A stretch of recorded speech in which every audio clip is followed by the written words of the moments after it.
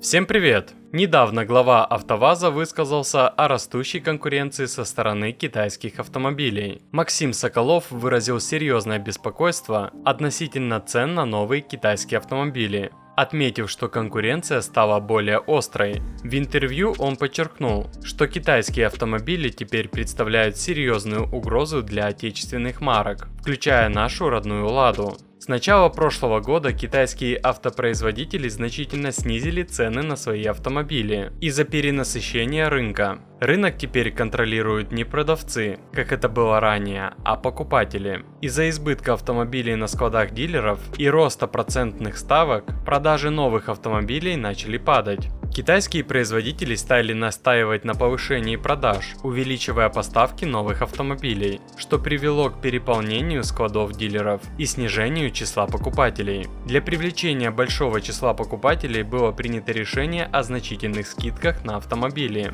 Эта стратегия оказалась успешной, так как потребители с удовольствием воспользовались возможностью приобрести китайские автомобили по выгодным ценам. Даже заветный Москвич 3 сегодня доступен со скидкой более 500 тысяч рублей, что привело к увеличению его продаж. Такая ситуация вызвала серьезное беспокойство в АвтоВАЗе, поскольку все больше потребителей обращают внимание не на модели отечественного производства, такие как Веста НГ за 1,5–2 миллиона рублей, а на более хорошо оснащенные китайские кроссоверы и седаны. Недавно Максим Соколов снова поднял тему угрозы, которую представляют для нашего рынка китайские автомобили. За счет серьезных скидок многие из них уже продаются по цене, сопоставимой с ценой нашей Весты. Повышение утилизационного сбора с 1 августа никоим образом не сдержало китайских производителей. Интересно, что идея повышения утилизационного сбора впервые была выдвинута самим АвтоВАЗом. Тогда Соколов призвал правительство защитить отечественный автопром, увеличив цены на иностранные марки. Как можно защитить наш автопром от экспансии китайских марок?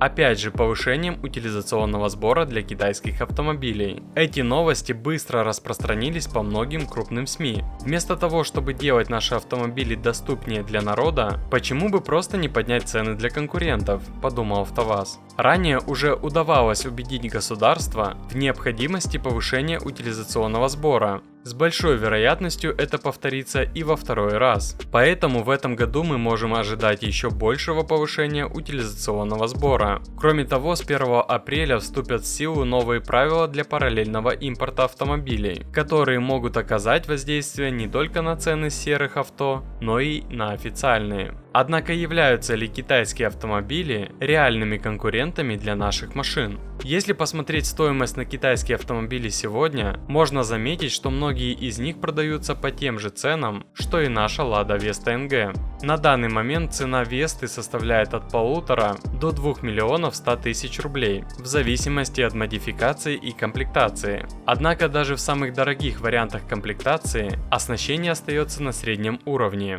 ESP и другие опции, присутствующие в модели 2022 года, пока не вернулись на наши автомобили, даже когда они производились в Ижевске. Китайские производители выбрали иную стратегию. Их главная цель сегодня – увеличить долю китайских автомобилей на нашем рынке. В прошлом году в России было продано чуть более 1 миллиона автомобилей, половина из которых пришлось на китайские марки, а оставшаяся половина на отечественные. Для АвтоВАЗа это становится настоящим кошмаром. В текущем году китайские производители планируют увеличить продажи на российском рынке вдвое, достигнув отметки в 1 миллион автомобилей.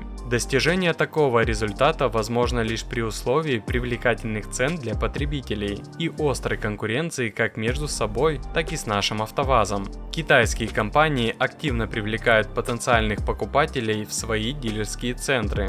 Например, марка Chery, включающая в себя модели Amoda, Exceed, Jautour, Jake и Kai, недавно снизила цены на 3 свои модели: Chery Tiggo 4 Pro, Tiggo 7 Pro и Tiggo 7 Pro Max. Однако дела у марки Chery идут не самым лучшим образом. Ранее Chery Tiggo 7 Pro Max был самым популярным кроссовером в стране, но сейчас его место занял Havail Jolion с большим отрывом. Второе место занял Geely Manjaro, но благодаря поставкам по параллельному импорту, поскольку такой Manjaro стоит на 1,5 миллиона рублей дешевле, чем у официальных дилеров. Что касается цен на 3 модели Cherry, то на данный момент они следующие. Cherry Tiggo 4 Pro 1 миллион 690 тысяч. Cherry Tiggo 7 Pro от 2 миллионов 195 тысяч рублей. Cherry Tiggo 7 Pro Max 2 миллиона 275 тысяч. В сравнении с этим Lada Vesta с вариатором и мотором объемом 1,8 литра и мощностью 122 лошадиные силы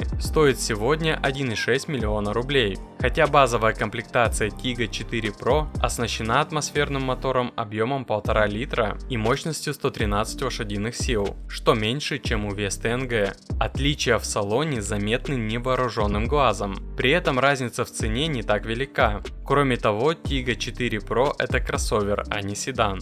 Что еще можно приобрести сегодня по цене нашей Весты? Например, за 2 миллиона рублей можно приобрести дорестайлинговый Haveo Jolion, который еще можно найти у официальных дилеров по цене от 1 миллиона 850 тысяч рублей. За 2,2 миллиона можно приобрести полноприводный Haveo Jolion с мотором на 147 лошадиных сил и роботизированной коробкой передач. Также за 2 миллиона рублей можно выбрать кроссоверы Amoda C5, Geotour Dashing, Kai X3, X3 Pro, Haveo M6 и еще множество различных китайских седанов.